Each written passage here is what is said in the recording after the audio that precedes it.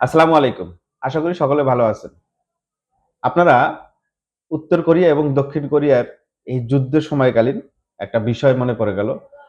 যখন এই যুদ্ধটা শুরু হয়, আপনারা জানেন পশ্চিমারা এই যুদ্ধটা সংগঠিত করে দিয়েছিল এবং যখন দেখলো যে উত্তর কোরিয়া যখন দেখলো যে এটা আমাদের জন্য খুব ভয়ংকর হচ্ছে, তখন উত্তর কোরিয়া রাশিয়া এবং চীনের সাথে বন্ধুত্বপূর্ণ সম্পর্ক করে তারা নিজেদের মতো করে শক্তিশালী হয়ে উঠল।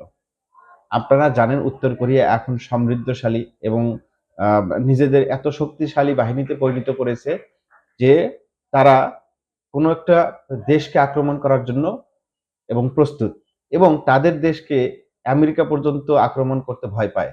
তার কারণ হচ্ছে তারা এতটা শক্তিশালী হয়ে গেছে, সেনাবাহিনী এবং পারমাণবিক যে অস্ত্র আছে সেই বিষয়গুলাতে এত সমৃদ্ধশালী হয়ে গেছে যে তাদের দিকে কেউ যদি আঙ্গুল তুলে তাকায় সে নিমিষেই সেই দেশটাকে ধ্বংস করে দেওয়ার জন্য প্রস্তুত থাকবে।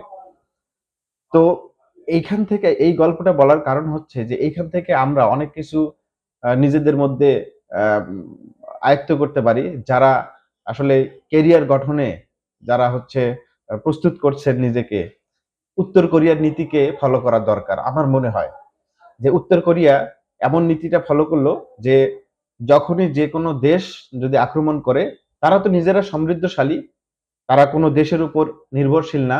তারা কোনো দেশকে বা দেশের ঋণের উপর নির্ভরশীল না। কোনো দেশ তাকে সাহায্য করবে তার উপর নির্ভরশীল না। শুধু তারা নির্ভরশীল হচ্ছে যে আমাদের দেশটা আমাদের জনগণের জন্য এবং আমরা জনগণের পাশে আছি। এবং কোনো দেশ যদি আমাদের আক্রমণ করে তাহলে আমরা প্রতিহত করতে প্রস্তুত। তো এটা আমরা ক্যারিয়ারের দিকেও নিয়ে যেতে পারি। আমরা পড়ালেখা শেষ করে নিজেদের এমনভাবে তৈরি করতে পারি যাতে আমি গভর্নমেন্ট যদি জব নাও আমি যদি সরকারি কোনো চাকরি নাও করতে পারি বা আমার যদি সরকারি চাকরি না হয়, সেক্ষেত্রে যেন আমি কর্পোরেট সেক্টরে নিজেদের ক্যারিয়ার আমি বিল্ড আপ করতে পারি, নিজেদের ক্যারিয়ার গড়তে পারি। তো এখান থেকে আমি বোঝাতে চেয়েছি যে উত্তর কোরিয়ার যে একটা নীতি আছে যে তারা নিজেদের সমৃদ্ধশালী করছে। যেকোনো সময় যদি যুদ্ধ হয় তাহলে যেকোনো দেশকে সে মুহূর্তের মধ্যেই ধ্বংস করে দিতে পারে। এই নীতিটাকেই আমি ফলো করতে বলছি যে তারা নিজেদেরকে সমৃদ্ধ করছে। আমাদের ক্যারিয়ারের ক্ষেত্রেও তাই করতে হবে। নিজেদের সমৃদ্ধ করতে হবে। নিজেদের এমনভাবে প্রস্তুত করতে হবে। আমরা সরকারি চাকরি যদি আমাদের না হয়, সেক্ষেত্রে আমরা বসে থাকবো না। আমরা কর্পোরেট জবে ঢুকে যাব। এই কথাটা বলার কারণ হচ্ছে যে অনেকেই সরকারি জবের জন্য দীর্ঘদিন ধরে প্রস্তুতি নিচ্ছে।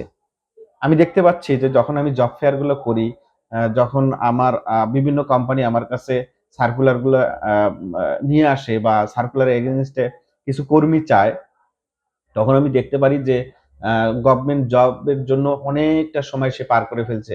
কিন্তু এই সময়ের মধ্যে কোন ধরনের সে কোন প্রস্তুতি নেয় নাই। কর্পোরেট জবের জন্য কিছু স্কিল থাকা প্রয়োজন। সে কোনভাবেই এই জায়গাটাতে সে নিজেকে তৈরি করে নেয়নি। তাহলে সে এই কর্পোরেট সেক্টরে সে যুদ্ধ করবে কিভাবে? এত আ বেসরকারি বিশ্ববিদ্যালয় থেকে ছেলেমেয়েরা বের হচ্ছে, তারা কখনো কিন্তু বসে থাকে না। পাবলিক ইউনিভার্সিটি থেকে ব আ ব আম পাবলিক ইউনিভার্সিটি থেকে তারা বের হচ্ছে, তারাও কখনো বসে থাকে না। কিন্তু অনেকেই বসে থাকে। কিন্তু আসলে প্রাইভেট সেক্টরে যারা আ প্রাইভেট ইউনিভার্সিটি থেকে যারা পড়াশোনা শেষ করছে, তারা সাথে কোনো না কোনো জবের সাথে সম্পৃক্ত হয়ে যায়।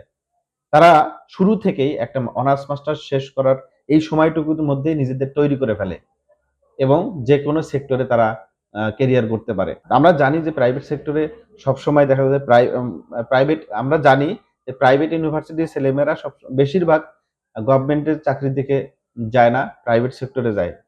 তারা কিন্তু ভালো করে। অতএব আমাদের মধ্যে যদি চিন্তাভাবনা থাকে যে আমি সরকারি চাকরি করব, এটা ভালো একটা আ নিজেদের মধ্যে আ আ যদি প্রস্তুতি থাকে আমি আশা করতেই পারি। কিন্তু আ কর্মসংস্থান হচ্ছে ভাগ্যের ব্যাপার। যে আমার প্রস্তুতি ভালো ছিল, তারপরেও হয় নাই। কিন্তু আমরা এই বিষয়টাকে এমনভাবে নিয়ে যাব না যে অন্য সেক্টরের জন্য আমি প্রস্তুত না। আমি হয়তোবা উদ্যোক্তা হইতে পারি। এটার জন্য আমাকে মানসিকভাবে প্রস্তুতি রাখতে হবে। আমি হয়তোবা কর্পোরেট সেক্টরে ভালো কিছু করতে পারি। এটার জন্য মানসিকভাবে প্রস্তুত হইতে হবে। এক কথায় আমি যেকোনো সেক্টরের জন্য যেন নিজেকে এমনভাবে প্রস্তুত করতে পারি, যেন আমি উত্তর কোরিয়ার নীতিকে উত্তর কোরিয়ার নীতির অনুযায়ী নিজের ক্যারিয়ার থাকবে। যেকোনো সেক্টরে, যেকোনো সময়, যেকোনোভাবে আমি নিজেকে তৈরি করতে পারব। ধন্যবাদ। ভালো থাকবেন।